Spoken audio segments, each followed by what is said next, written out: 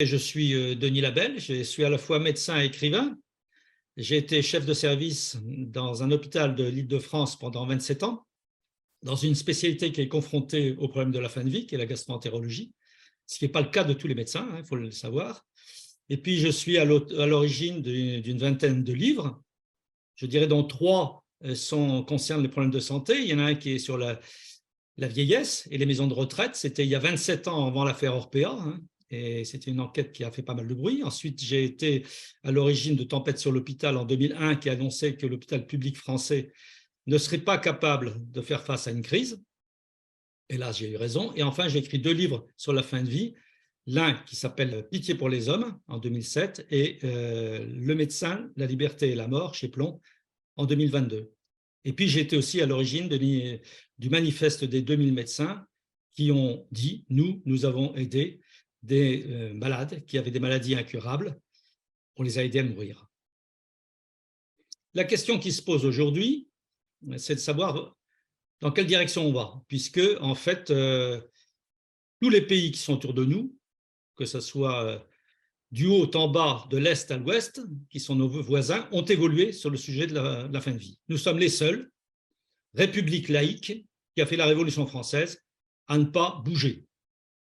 Il y a en face de nous des forces très fortes, à la fois médicales, politiques, religieuses, qui depuis des années et des années traînent des pieds et ne veulent pas entendre la demande de 80% de la population. Alors pourquoi il faut faire une loi? Je dirais qu'il y a 3 raisons. La première raison, c'est qu'il y a un certain nombre de malades qui ont des maladies graves et incurables, qui le demandent, qui le réclament. Ce sont des malades qui ont des maladies cancéreuses, par exemple, pas forcément au stade final, pas forcément avec des douleurs réfractaires, ce qui est une exigence complètement folle. On peut très bien sentir qu'on va mal, qu'on ne va pas bien, qu'on dérive, sans être obligatoirement aux dernières minutes de la fin de vie. Surtout qu'on ne sait jamais quand sont ces dernières minutes. Et puis, il y a un besoin de ces patients, des gens qui ont des maladies neurodégénératives. Ça, c'est essentiel.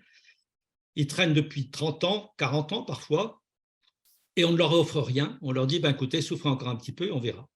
Donc, la première raison, c'est répondre à la demande d'un certain nombre de patients. Deuxième raison, essentielle, c'est une modification de l'esprit de la loi sur la sédation profonde et continue. Actuellement, la sédation profonde et continue est un intitulé qui cache en fait une réalité beaucoup plus sévère, beaucoup plus difficile, où les médecins ont peur d'entrer dans un processus, dans un protocole qui est extrêmement tatillon et très difficile à réaliser. Les indications sont très limites et la modalité en elle-même est pour beaucoup de médecins anti-éthique. Elle exige la déshydratation des malades, ce qui est inacceptable. Il n'y a aucune raison. Le moindre des choses, on l'apprenait à tous nos étudiants, c'est qu'il fallait qu'il y ait une hydratation de confort. Et elle exige aussi une sédation progressive, c'est-à-dire qu'on commence par une sédation un peu plus forte et on diminue les doses, avec une surveillance qui doit être, par exemple, de 3 fois par jour dans les EHPAD. Vous voyez, un médecin venir 3 fois par jour dans les EHPAD, ça n'existe pas, ce n'est pas possible. Donc, la modalité, la méthodologie n'est pas acceptable. Résultat, c'est une loi qui n'est pas appliquée, qui est mal appliquée parce qu'elle n'est pas applicable. Donc, il faut revoir complètement cette loi et s'il y a une aide, c'est-à-dire l'aide médicale à mourir est légalisée, eh bien, les médecins n'auront pas cette peur de se dire « Ah, on va tout de suite m'accuser d'euthanasie ». Il faut savoir que les médecins ont 2 épées de Damoclès sur la tête, une de la justice républicaine et l'autre qui est le Conseil de l'ordre.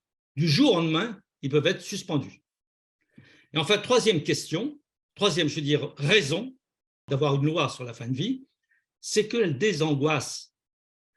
Il n'y a que 2,5% des citoyens belges qui utilisent cette loi, 4% au Québec, 5% ou 4,5% en Hollande. Mais 80% dans les enquêtes des Belges ne veulent pas qu'on revienne sur la loi. Parce que je l'ai vu 100 fois, rien que le fait de savoir qu'on peut mettre fin à ces jours, le jour où on le voudra, eh bien les gens disent « Ah, au moins, je ne veux pas mourir dans des conditions épouvantables. » Et cet élément de désangoisser est fondamental. Donc, je résume, il y a des gens qui en ont besoin, il faut y répondre. Ça va changer l'esprit des sédations profondes et continues et ça désangoisse le reste de la population. Rien que ça, ça suffit à justifier une nouvelle loi. Au revoir, merci.